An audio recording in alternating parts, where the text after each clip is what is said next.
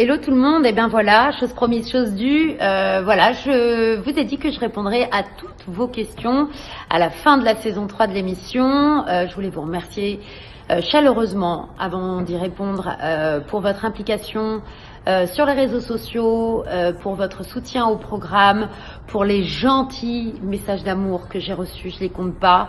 Vraiment, ça me va droit au cœur. Merci d'avoir joué le jeu, d'avoir trouvé des matchs, d'avoir fait des propositions. Il y a un peu de travaux, mais c'est pas grave, j'espère que vous m'entendez bien. Voilà, c'est parti pour les questions-réponses.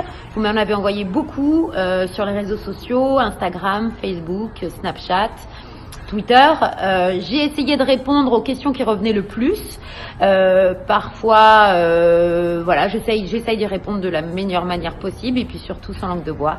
J'espère que ça vous plaira. Je vous embrasse très fort. Vous me manquez déjà, mais on passe encore un petit moment ensemble. Je vous embrasse très fort et à tout de suite pour les questions-réponses. Alors les amis, c'est parti pour la série de questions. Alors, une question de Camille Jalpi. Bonjour et bravo pour votre travail d'animatrice d'un couple parfait, professionnel, bienveillante, percutante. Une question me taraude toutefois. À quel moment les candidats ne pensent-ils pas faire des maths ou des probas? D'accord? Est-ce que vous ne le montrez pas? N'en sont-ils pas capables? Point d'interrogation. Ou leur conseillez-vous de faire autrement? Merci d'avance pour votre réponse. Alors non, on ne les conseille absolument pas de faire autrement. Ils peuvent faire des probas et des maths. La seule chose, c'est qu'ils n'ont ni stylo ni feuille pour pouvoir faire les probabilités. C'est un peu plus difficile que vous derrière votre poste de télé. Ils doivent avoir tout dans la tête et faire des schémas, des tableaux, des choses comme ça. C'est pas autorisé, ça fait pas partie du jeu. Donc ils doivent se souvenir de toutes les combinaisons qu'ils ont proposées lors des cérémonies pour pouvoir en tirer les conclusions. Donc voilà, c'est un jeu. Il y a quand même 200 000 € à la clé. C'est tout à fait normal. Alors une question Facebook à présent, une question de Denis. Alors, bonjour Madame Elsa Fayer, j'adore, j'espère que ça va, c'est Denis de Villeurbanne, je vous adore de tout mon cœur, merci à toi. Juste vous demander, et on se demandait avec un fan de Chani, si vous étiez au courant des matchs en avance et si vous les découvrez en même temps que les candidats, bien cordialement, et à bientôt. Je ne suis pas au courant des matchs, j'ai eu l'occasion de vous en parler sur les précédentes saisons. C'est très important pour moi de ne pas connaître les probabilités et les combinaisons, tout simplement pour les accompagner le plus sainement possible dans leur recherche. Donc je les découvre au fur et à mesure de leur investigation, de leur coup de cœur. Et puis bon, évidemment, j'ai toujours une petite idée sur les compatibilités. Ça m'arrive de me tromper. Mais voilà, je vis vraiment les choses avec eux main dans la main. Et je trouve ça beaucoup mieux pour tout le monde parce que je pourrais les guider sur de mauvaises pistes. Ou alors trop les conforter. Enfin voilà, ça serait compliqué en fait. Ma position serait très compliquée. Donc je préfère ne pas connaître les matchs et c'est beaucoup mieux comme ça. Une question Twitter cette fois de Solane. Alors, combien de temps dure vraiment une cérémonie? Pourquoi Laurine a disparu pendant celle de la semaine dernière? Alors je suppose, Solane, que tu parles de la cérémonie 8, quand Stevie et Laurine ont reçu des cadeaux de Chine. On s'en souvient tous. Alors, combien de temps dure vraiment une cérémonie? Eh bien, c'est long, parce qu'il y a beaucoup de candidats, beaucoup d'histoires, beaucoup de réponses aussi. Je leur demande vraiment de faire le point sur leur semaine et de me dire et de dire aux autres, par la même occasion, où ils en sont dans leur quête de match et dans leur coup de cœur. Donc, la cérémonie dure au bas mot 3h30. Elle se déroule en extérieur, donc parfois, on a des impondérables climatiques qui fait que à certains moments, on a été obligé de la faire à l'intérieur, cette cérémonie. Mais oui, c'est long parce que je prends le temps avec chacun vraiment de faire le point et parfois de soulever des lièvres. Alors, ça fait pas toujours plaisir sur le moment, mais ça fait avancer le jeu, il faut pas l'oublier. Alors, pourquoi Laurine a disparu pendant la cérémonie 8? Eh bien, tout simplement parce qu'elle a eu un petit malaise et que, voilà, je lui ai conseillé d'aller se reposer. Ça n'a pas franchement été montreux, c'était pas très utile, mais elle a fait un petit check-up et tout allait bien. Donc voilà, plus de peur que de mal et je sais que Laurine s'en est très bien remise. Une question de Flo sur Twitter. Alors, coucou Elsa, oui, je me suis mise à la cigarette électronique, j'essaye d'arrêter de fumer. Coucou Elsa, comment gères-tu l'éloignement avec ta famille pendant ces semaines de tournage? Fais-tu des allers-retours Espagne-Paris régulièrement? Bisous, on t'adore. Merci Flo. Alors, comment tu gères l'éloignement avec ta famille pendant ces semaines de tournage? Eh ben mal, parce que c'est pas évident du tout. J'ai 3 enfants, donc c'est vrai qu'ils passent de longs mois sans moi. Moi, je n'ai pas l'occasion de retourner à Paris pendant le tournage des 10 couples parfaits, tout simplement parce qu'on a une cérémonie qui se termine tard le samedi et que j'ai que le dimanche de libre. Donc, j'essaye de me reposer pour recharger les batteries. Mais ma famille, mes enfants viennent me voir en général une fois, quelques jours. S'il y a des vacances, ça peut être un peu plus. Mais c'est vrai que je prends sur moi. C'est pas la chose la plus facile au monde. Et je sais que toutes les mères de famille qui travaillent parfois à l'étranger pendant des semaines me comprennent là-dessus. On gère. Il y a Skype. C'est pas mal aussi. Claudia sur Twitter. Alors Claudia, un mot pour décrire cette saison 3. Riche en rebondissements, différente comme chaque saison, intense. En tout cas pour moi, ça l'a été, parce qu'ils n'ont pas été très bons tout de suite. Ils ont vraiment eu du mal à rentrer dans le game et à en comprendre les rouages. C'est vrai que c'est un jeu stratégique et au début, ils se sont un peu éparpillés. Donc cette saison, elle était pas comme les saisons précédentes. Mais voilà, on arrive quand même sur un résultat, donc c'est tout ce qui compte. Et une autre question, es-tu toujours en contact avec certains candidats? Toujours Claudia, oui évidemment je suis en contact avec eux, principalement sur les réseaux sociaux parce qu'ils habitent un petit peu partout à travers la France. Mais oui, on reste toujours en contact, on s'aime beaucoup, donc voilà, ça continue, même après le jeu. Une question de Dalia sur Snapchat. Alors Dalia, bonjour Elsa, lors d'un épisode, tu portais une belle combinaison orange fleurie et je voudrais savoir d'où elle vient, merci beaucoup. Oui, c'est vrai que le stylisme c'est important aussi.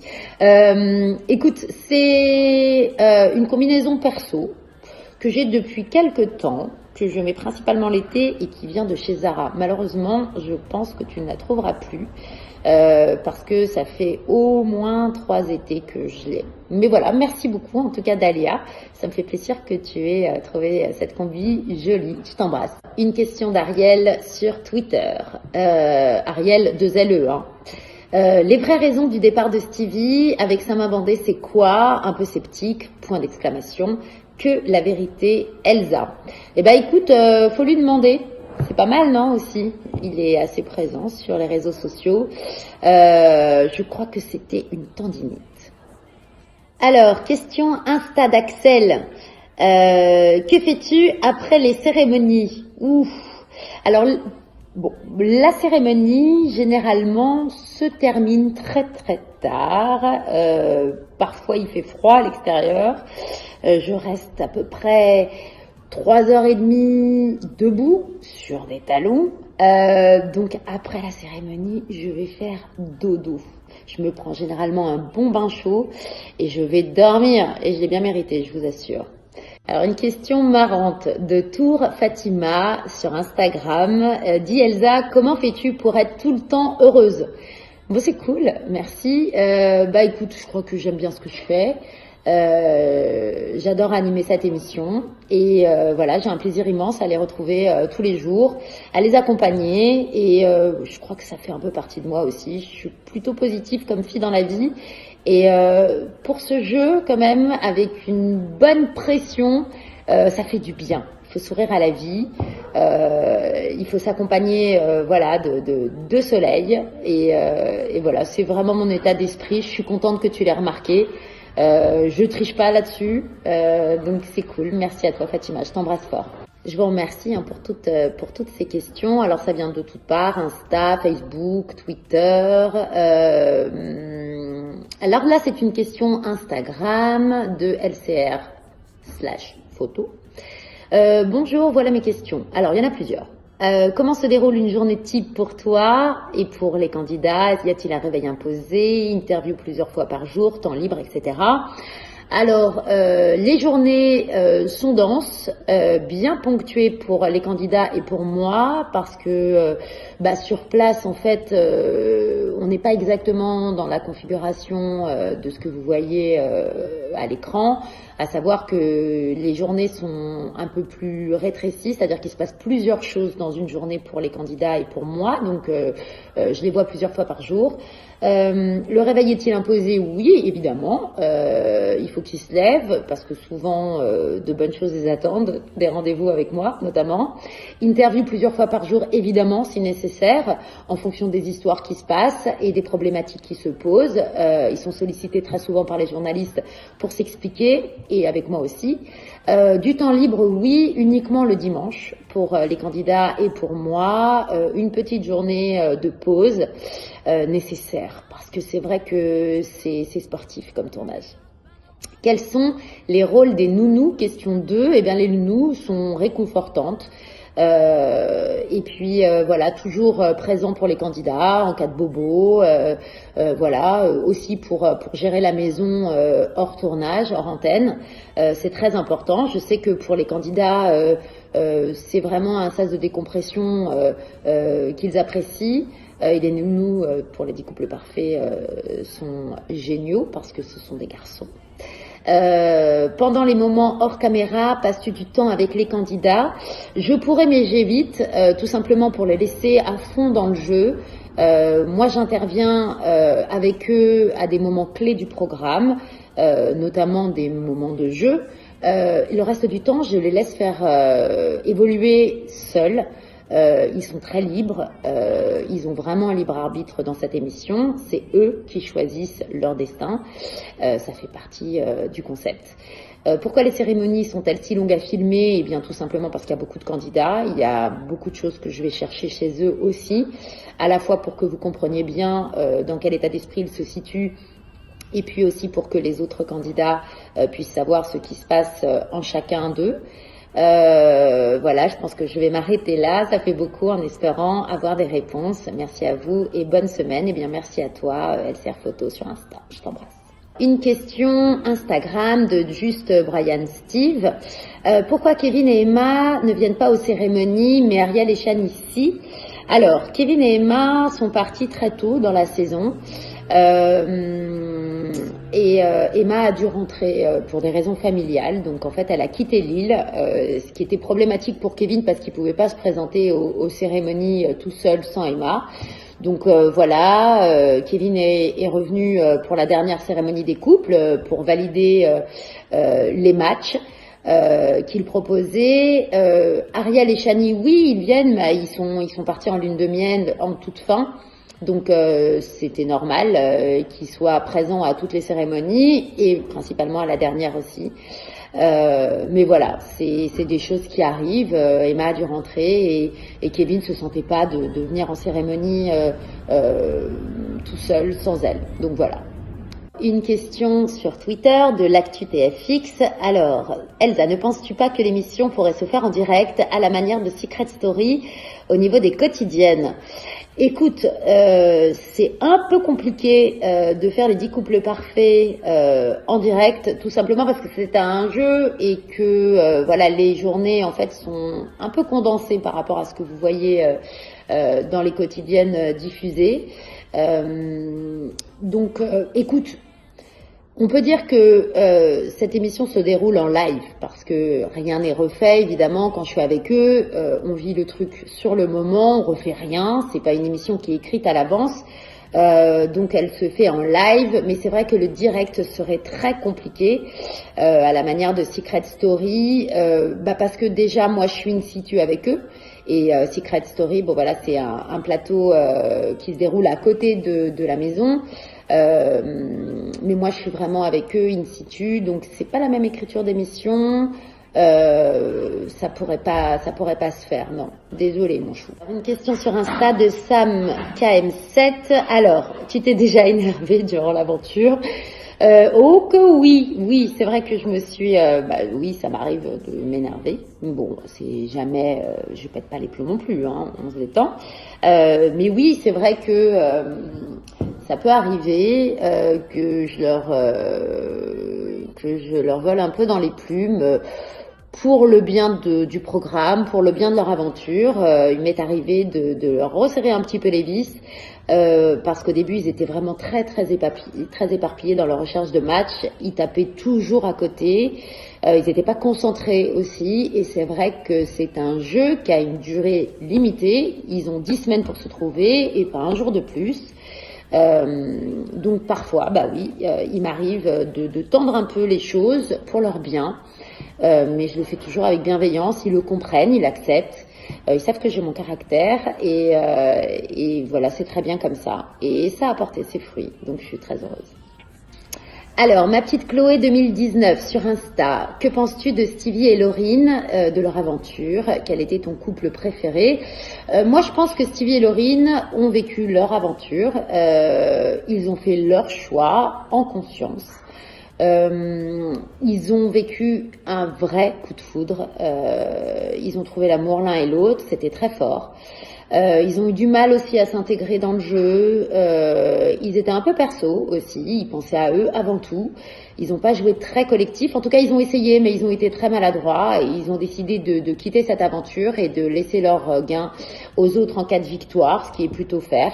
Mais voilà, quel était ton couple préféré?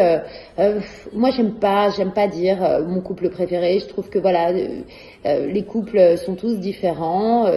Ils ont tous des personnalités différentes. Quand ça marche, c'est canon. Donc voilà, moi je milite pour qu'il y ait des histoires d'amour, des coups de foudre, des réflexions aussi sur leur avenir amoureux, qu'ils évoluent sur eux-mêmes et qu'ils trouvent leur match parfait. C'est vraiment la quête de ce jeu. Ils en ressortent souvent différents. Transformés, ils se connaissent, ils perdent moins de temps derrière cette aventure, donc voilà, c'est canon. Et quant à Stevie et Laurine, ils forment un très joli couple, même s'ils ne sont pas parfaits. On verra bien ce que ça donne par la suite. Une question Insta de Catelacat. Bonjour Elsa, juste un petit mot pour vous dire que votre manière de présenter cette émission me touche énormément. Je vous trouve très humaine et impliquée. J'imagine que vous créez des liens très spéciaux avec les candidats. Ma question est la suivante. Ces jeunes sont-ils accompagnés après l'émission pour faire face à leur nouvelle notoriété? Et si oui, par quel type de structure? Merci pour votre réponse et restez comme vous êtes. Je te remercie. Catelacat. Écoute, alors ils sont accompagnés évidemment par les équipes d'ALP qui produit l'émission. Personne n'est lâché dans la nature. Voilà, donc ça c'est après de gérer sa soudaine notoriété. Bon, c'est pas quelque chose de très évident. Mais je pense que avec l'instantanéité des réseaux sociaux, on peut réussir à discuter, à dialoguer, à s'expliquer, et ils le font très bien. Ils sont à l'image de ce qu'ils ont été dans le programme, donc nature, sincère, honnête. C'est vrai que gérer une notoriété, c'est jamais simple. Chacun le fait à sa manière, mais je trouve qu'ils s'en sortent plutôt bien. Et puis restez comme vous êtes. Et écoute, j'ai pas l'intention de changer, donc ça va continuer. En tout cas, merci pour tes mots, ça me touche beaucoup. Yasmine et Ménaré sur Instagram. Hugo et Inès sont-ils toujours en couple? Faut aller faire un petit tour sur les réseaux sociaux et poser leur la question. Ça serait chouette qu'ils vous répondent directement. Rose et Vanessa sur Insta, qui sont tes préférés dans 10 couples parfaits saison 3? Impossible de répondre, j'ai horreur de ça. Je les aime tous, franchement, ils ont tous leur caractère, ils sont tous hyper différents. Mais je pourrais pas dire qui j'ai préféré, non, ce serait impossible pour moi. Voilà, donc non, je peux pas vous dire, mais je peux pas répondre. Désolée mon chat. Une question de Christian, sur Insta. Alors, moi, c'est plutôt une proposition de règles que je voudrais soumettre à la production. Haha. Alors, j'aimerais que pour les saisons prochaines, les couples qui ont été testés mauvais match en Love Machine ne puissent plus être autorisés à se présenter ensemble en cérémonie. Cela avancerait beaucoup dans la quête des matchs, car voilà maintenant 2 saisons que la chose se répète. Alors oui, c'est vrai. Certains font de l'anti-jeu et se présentent en cérémonie avec des personnes pas compatibles. Mais généralement, c'est fait pour mettre soit un coup de pression, soit pour dire quelque chose aux autres candidats. C'est jamais vraiment gratuit. Il faut que tu comprennes et que vous compreniez que c'est une émission qui a ses règles, et cette règle n'existe pas dans les 10 couples parfaits. Ils ont un libre arbitre, et ce libre arbitre est très important. Ils font leur choix, ils prennent leurs décisions, quelles que soient les conséquences. C'est un jeu collectif. Et la manière de se positionner dans le jeu de chacun des candidats en dit long sur leur nature, et ça donne toujours des indices dans la quête des 10 matchs. Donc, on peut pas les empêcher de le faire, même si c'est pas fair play, même si comme ça on se dit ça peut pas faire avancer les choses. Parfois, ça met un petit coup de pression qui est pas négligeable. Après, moi, je suis pas pour personnellement. Je trouve que c'est un peu du gâchis, mais je peux pas les empêcher de le faire. Voilà. Une question de Karen sur Instagram. Coucou Elsa, je voudrais savoir si c'est possible de trouver les 10 couples parfaits en une semaine ou je pense que s'ils les trouvent, il y a une aide de la prod. C'est très improbable. Écrivez-moi sur cela. Merci. Alors honnêtement, trouver les 10 matchs en une semaine, je pense pas que ce soit possible, à moins d'un coup de grâce. Non, franchement, c'est hyper dur. Vous le voyez tous les jours. En les regardant évoluer dans le jeu, non, ce serait impossible. Il n'y a pas d'aide de la prod, je le répète, c'est vraiment eux qui doivent se trouver.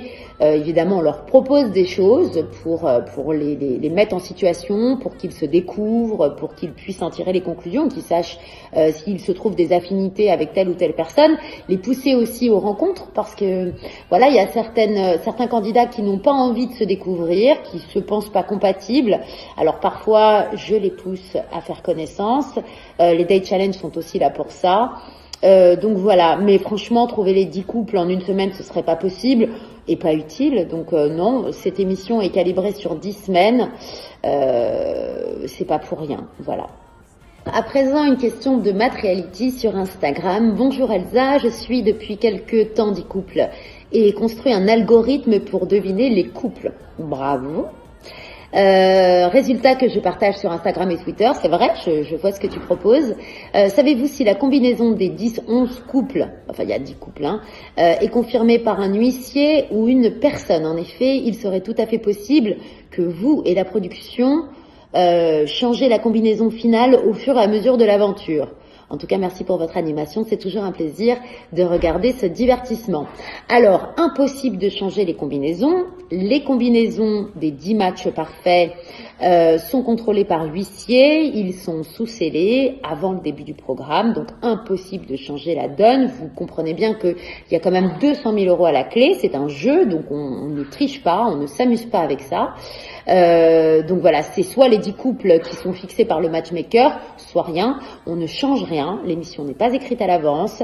L'émission évolue en fonction des probabilités que proposent les candidats et rien de plus. Donc voilà, en fait c'est impossible. Tout est contrôlé par huissier, donc impossible de changer les choses au fur et à mesure. Voilà, j'espère que j'ai répondu à ta question, Matt, et bravo pour ton algorithme, tu es une vraie tronche. Valérie de Freitas, c'est une question Snapchat. Bonsoir, juste pour vous dire que vous êtes un vent de fraîcheur à la télé, votre empathie pour les candidats est très touchante, gardez votre naturel et douce nuit. Eh bien, merci Valérie, ça me fait très plaisir. Je t'embrasse. Question Instagram, Doré Diamant. Alors bonsoir Elsa, tu es trop belle. Je voudrais savoir pourquoi Charlène et Julie ne se parlent... pourquoi Charlène et Julie ne parlent plus à Inès. Bon, alors c'était les triplettes, 3 filles inséparables. Bon voilà, c'est histoire de filles quoi, des hauts, des bas. Elles se sont plutôt bien entendues pendant l'aventure, même s'il y a eu un petit clash entre Charlène et Julie, et du coup, dommage collatéral avec Inès. En ce moment, elles se parlent plus. Bon, bah écoutez, on va les laisser évoluer, voilà. Mais je sais que elles tiennent plutôt, elles s'aiment bien quand même dans le fond, donc je pense qu'elles vont pas tarder à se rabibocher. En tout cas, je l'espère parce que voilà, c'est une jolie brochette de filles. À présent, une question Snap de Rosalie de Palma. Bonsoir Elsa, je suis Rosalie, je suis Lady Couple Parfait depuis la saison 2. Tu as loupé la saison 1. Désolée de vous déranger si tard, mais c'est pas grave, on est en plein après-midi. Je pense avoir trouvé les couples de cette année. Mais j'aurais une question par rapport à l'établissement des couples par le matchmaker. Comment organise-t-il son analyse? Les couples que j'ai trouvés me semblent assez surprenants. Je tenais également à te remercier de ta joie et de ta bonne humeur, sans quoi tes projets seraient moins fun. Une très bonne soirée. Merci à toi, Rosalie, avant toute chose. Alors, comment sont établis les couples par le matchmaker? Alors déjà, le matchmaker, c'est son métier. Il est là pour trouver la personne idéale à chacune des personnes qui vient le voir. En l'occurrence, pour les 10 couples, c'est lui qui s'occupe de trouver les compatibilités entre les uns et les autres et de trouver la personne qui convient le plus aux candidats qui sont déjà sélectionnés. C'est un gros boulot. Il y passe des semaines. Son analyse est très fouillée. D'ailleurs, il l'explique à chaque fois. Sur le papier, comme ça, parfois, certains couples peuvent paraître improbables, mais pourtant, quand on écoute l'analyse du matchmaker, on se rend compte à quel point les deux personnes qu'il a mises ensemble sont compatibles, dans le sens où ce sont des personnes soit qui ont des caractères parfois opposés, mais qui vont s'apporter énormément, se compléter, soit des personnes dont les caractères vont leur permettre d'aller plus loin. En tout cas, voilà, ce jeu des 10 couples parfaits, c'est avant tout le choix entre un choix de cœur, à savoir un choix instinctif de se dire voilà, physiquement cette personne me convient, ou alors un choix conscient de se dire voilà, qu'est-ce que cette personne peut m'apporter.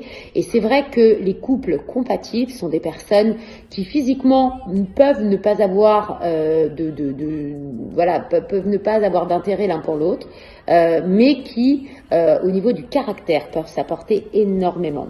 Et ça, il leur faut souvent un petit moment avant de le comprendre, mais ça fait partie du jeu et c'est pour ça qu'ils ont 10 semaines pour se trouver, sinon ce serait trop simple.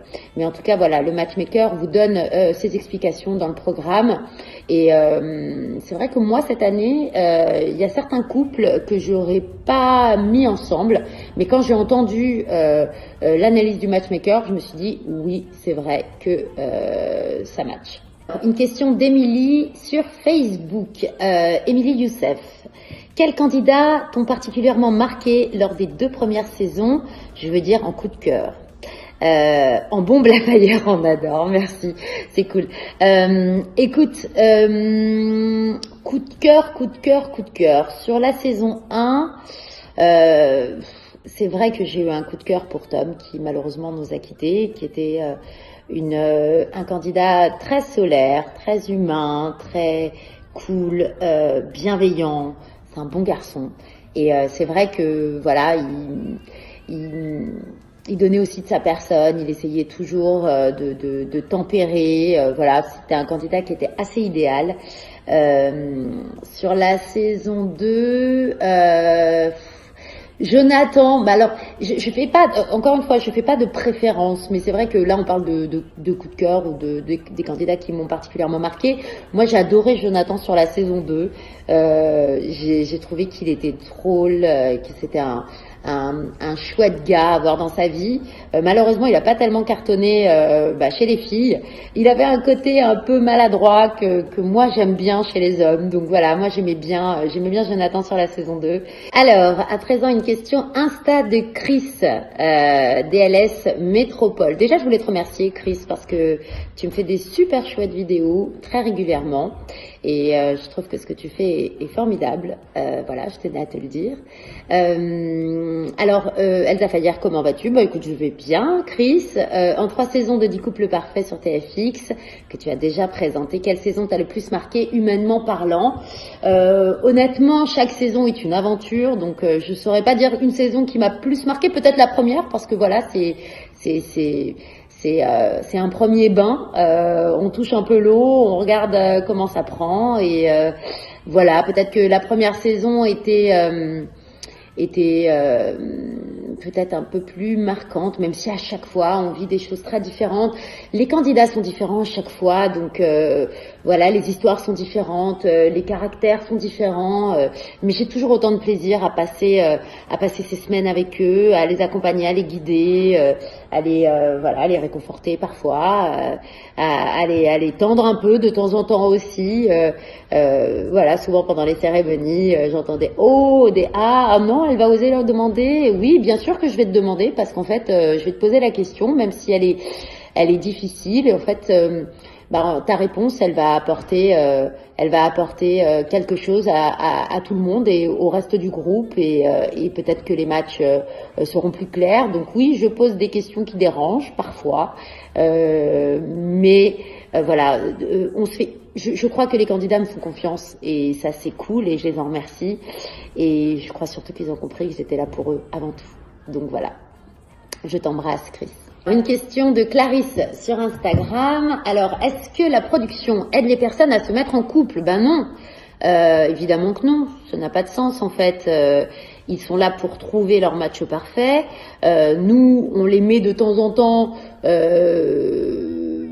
face à des personnes qu'ils n'envisagent pas pour qu'ils se posent les bonnes questions. Mais non, bien sûr que la production n'aide personne à se mettre en couple. En fait, c'est eux qui doivent trouver leur match parfait. C'est le jeu. Donc non, rien de tout ça. Un message de Magali sur Facebook, Magali Garcia. Coucou Elsa, tu es toujours très classe, hyper bien habillée dans l'émission. Merci Magali, c'est cool. As-tu une styliste sur place? Point d'interrogation. J'apprécie beaucoup 10 couples parfaits que je regarde en replay car c'est diffusé trop tôt pour moi et je trouve que c'est la seule télé-réalité qui n'est pas trash et vulgaire. J'aime beaucoup ce que tu apportes à cette émission. Ne changez rien à part des sanctions pour ceux qui ne veulent pas aller en love machine et qui font de l'anti-jeu. Bon, beaucoup de questions à travers ton commentaire. Alors déjà merci, c'est sympa que tu trouves que je sois toujours très bien habillée. Est-ce que j'ai une styliste sur place? Oui. J'ai pas une styliste sur place, mais j'ai une styliste qui me prépare un certain nombre de vêtements pour pouvoir tenir tout le tournage. Et je choisis tous les jours en fonction de ce que j'ai envie de porter ou du temps, voilà. J'apprécie les 10 couples et je regarde en replay car là c'est diffusé trop tôt pour moi. J'en suis désolée ma belle, mais malheureusement c'est pas moi qui choisis la programmation. On était diffusé à 17h50. Bon, écoute, c'est un horaire qui est plutôt pas mal pour ce programme. Mais bon, peut-être que s'il y a une saison précédente, elle pourra être fixée dans le temps un peu plus tard, comme ça tu pourras regarder ça en live et pas en replay. En tout cas, merci de le regarder en replay quand même. Ça nous apporte beaucoup. Ne changez rien, à part des sanctions pour ceux qui ne veulent pas aller en Love Machine. Oui, évidemment, c'est toujours un peu regrettable que des candidats ne veuillent pas aller en Love Machine parce que, en tout cas pas les bons, parce que ça fait pas avancer le jeu. Mais encore une fois, c'est eux qui en payent les conséquences. Donc voilà, ils sont libres de choisir, de se choisir, de tenter les Love Machines avec les personnes qu'ils pensent être les plus compatibles ou de faire un peu d'anti-jeu et de perdre du temps. En tout cas, voilà, la sanction est là. S'ils réussissent pas à trouver les 10 couples dans les temps, ils ont tous perdu. C'est le jeu. Merci Magali, je t'embrasse fort. Question Facebook à nouveau de Mathieu Dominguez. Hello Elsa, pourquoi certains candidats parlent de séquences en interview chez Sam Zira? Certains se prennent-ils pour des acteurs? Est-il vrai que les filles détestent les cérémonies, comme l'a dit Inès, parce qu'elles durent 4 heures et que les filles ont froid et que c'est une galère car elles doivent rester debout en talons? J'aimerais aussi savoir si tu as un prompteur, car dans les vidéos que tu as postées des coulisses, on n'en voit pas. Merci de ta réponse. Alors, certains candidats, oui, je l'ai vu. Chez Sam Zira parle de séquences. Alors non, il n'y a pas de séquence dans les 10 couples parfaits. C'est juste qu'ils n'ont pas franchement le vocabulaire. Ils vivent des choses qui sont filmées. Mais il n'y a pas de séquence à proprement dit. C'est vrai que en télévision, on parle de séquences quand c'est que c'est réfléchi en amont, quand les choses sont déjà imaginées. Et c'est pas le cas dans les 10 couples parfaits. Ils vivent les choses à l'instant T, on les observe, ils sont filmés, voilà, mais c'est vrai que ce ne sont pas des séquences, c'est des moments de vie qui sont filmés Voilà, c'est le principe des 10 couples parfaits. C'est vrai que ça fait une petite différence avec d'autres émissions de télé-réalité. Tu fais bien de le signaler. Les filles détestent les cérémonies des couples. Bah oui, c'est un peu le moment où on se dit les choses et parfois les choses sont difficiles à dire. Des mots sont difficiles à sortir. C'est vrai qu'on fait le point. Ils se doivent d'être honnêtes. En tout cas, c'est ce que je leur demande. Je les pousse à le faire.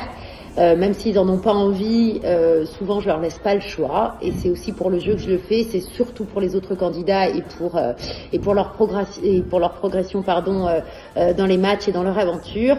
C'est vrai que les cérémonies durent longtemps. Elles durent, oui c'est vrai, pas très loin de 4 heures. Que parfois on a froid, oui parce qu'on est à l'extérieur. Que des filles sont sur des talons au même titre que moi. Écoutez.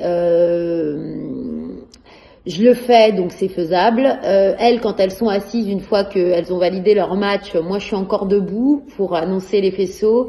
Donc je reste plus longtemps debout qu'elles. Donc voilà, c'est largement faisable. Mais je crois que franchement elles exagèrent un peu parce que on a vécu des super moments en cérémonie.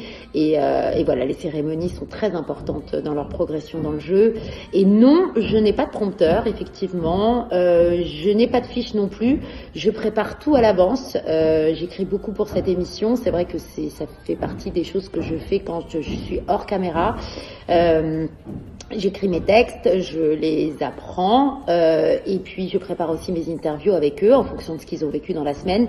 Je vais chercher les choses qui me manquent, moi, pour comprendre là où ils en sont et leur état d'esprit et les émotions qu'ils sont en train de vivre.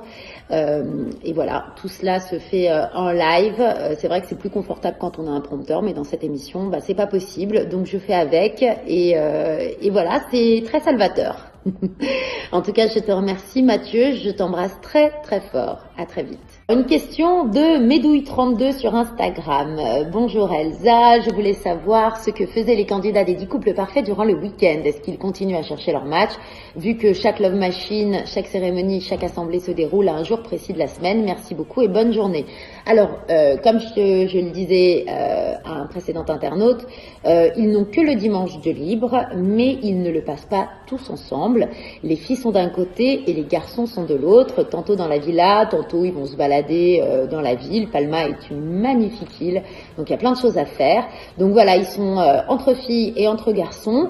Évidemment, ils continuent de réfléchir au match parce qu'ils n'ont pas de temps à perdre, mais c'est aussi une journée de pause qu'ils passent séparément. Ils se retrouvent juste le soir pour une soirée sushi généralement, où ils se reposent un peu avant d'attaquer la semaine. Une question Facebook de Florian Garcia. Bonjour Elsa Fayer, est-ce que c'est bien toi qui fais la voix off de l'émission? Si oui, tu devrais vraiment faire de la radio, y as-tu déjà pensé?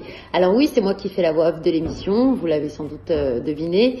C'est moi qui vous raconte ce qui se passe dans le jeu aussi. Et tu devrais vraiment faire de la radio. Écoute, j'en ai fait pendant 13 ans à Europe 1 avec Laurent Ruquier et toute son équipe dans On va se gêner. C'est vrai que j'en ai très envie. J'ai très envie de refaire à nouveau. Ça fait maintenant 4 ans que j'ai arrêté la radio. Je pense à y retourner. Oui, c'est vrai. J'attends des propositions. Je t'embrasse fort. Merci en tout cas. Alors, une question Twitter de Didi Blues. Alors, que pensez-vous d'une saison avec des candidats bisexuels? Alors, moi, j'en pense que du bien. La seule chose, c'est que ça risque d'être très, très compliqué de trouver les 10 matchs. Parce que déjà, qu'avec des couples hétéros, il y a des centaines de possibilités et donc des probas immenses. Une foule de probabilités possibles. Avec des candidats bisexuels, il va falloir qu'on ait dans le casting que des génies. Mais voilà, mais sinon c'est vrai que ce serait génial. Voilà, je t'embrasse Didi Blues, bisous. Alors, Snapchat, un message de Thomas. Bonsoir Elsa, petit message afin de te dire simplement que tu m'inspires la plus grande sympathie. C'est cool. Alors oui, on ne se connaît pas et finalement, je te suis qu'à travers une émission qui est Les 10 couples parfaits, mais du peu que je vois, je peux dire que tu es une animatrice impliquée dans ton travail, talentueuse, souriante, agréable et charismatique. Ouh là là. Je pense que tu dois être une superbe personne, je te remercie. J'aime beaucoup suivre les 10 couples car tu apportes cette touche que les autres programmes de télé-réalité n'ont pas. J'adore la mise en scène du programme, cérémonie, etc. Et je te trouve tout simplement super classe. Vois du don, que de compliments. J'espère vraiment qu'il y aura une saison 4, mais également qu'on te proposera davantage d'émissions à présenter. Voilà, je te souhaite tout le bonheur du monde. Tu cartonnes, continue comme ça. Bah écoute, Thomas, merci, ça me touche énormément. Écoute, est-ce qu'il y aura une saison 4? Pour le moment, j'en sais rien. Je sais que c'est en réflexion, mais je vous tiens informé, quoi qu'il arrive. Merci en tout cas, ça me touche. Bon les copains, je termine avec les 2 questions que vous m'avez le plus posées, à savoir, y aura-t-il une saison 4 et comment faire pour s'inscrire en tant que candidat au 10 couples parfaits. Alors pour la saison 4, pour le moment, je ne peux rien vous dire, c'est en discussion. Pour participer, en tout cas poser une candidature pour le programme, dirigez-vous vers la boîte de prod qui est ALP. Voilà, envoyez votre candidature, on est toujours à la recherche de profils, de candidats. Envoyez vraiment si vous cherchez l'amour, c'est important, et si vous avez envie de découvrir votre match parfait. Voilà, je voulais vous remercier vraiment 1000 fois pour votre soutien tout au long du programme, pour vos commentaires géniaux, toujours positifs, que vous m'avez envoyés tout au long de la saison, vos messages d'amour et tout ça, vraiment ça m'a fait un plaisir immense. Et tous les compliments que vous m'avez fait, vraiment ça me va droit au cœur. Et puis n'oubliez pas, on est nommé dans la catégorie docu-réalité ou série-réalité de la saison. Les 10 couples parfaits sont nommés à travers Pure Média dans cette catégorie-là. Donc n'hésitez pas à soutenir le programme, votez pour qu'on soit sélectionné et surtout qu'on remporte la victoire. Je vous embrasse très fort. Je vous aime. Bon week-end à tous. Bisous.